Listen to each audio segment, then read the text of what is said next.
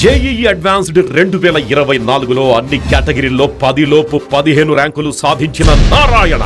మనందరం ఉమ్మడిగా, మనందరం సమిష్టిగా ఆంధ్రప్రదేశ్ ప్రజలు ఏ అభివృద్ధి అయితే కోరుకుంటున్నారో మనందరం సమిష్టిగా దీన్ని ముందుకు తీసుకెళ్ళాలి, అభివృద్ధి పథంలో నడిపించాలి. విద్య, వైద్యం, ఉపాధి, సాగునీరు, తాగునీరు, లా అండ్ ఆర్డర్ ఇవన్నీ చెప్పొచ్చాం. మనం బలంగా నిలబడతామని. అలాగే మేనిఫెస్టోలో, ఉమ్మడి మేనిఫెస్టోలో చాలా మాటలు ఇచ్చాం. వాటన్నిటినీ బాధ్యతగా ముందుకు తీసుకెళ్లాల్సిన అవసరం ఉంది. ఇలాంటి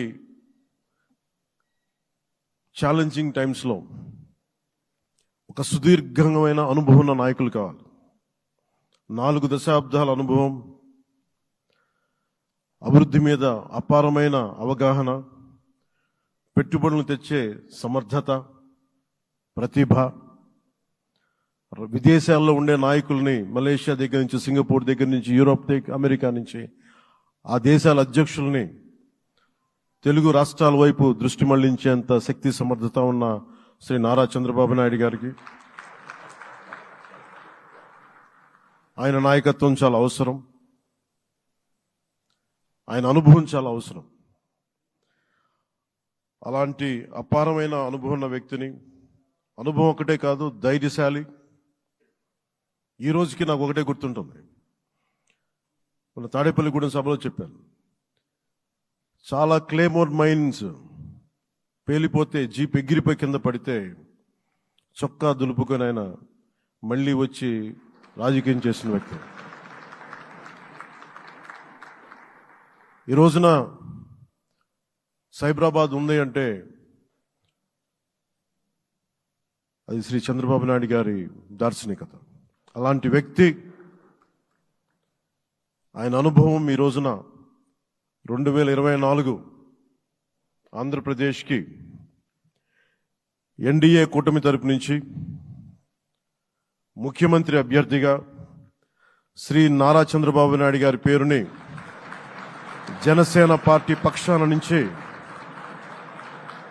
మేము బలపరుస్తున్నాం.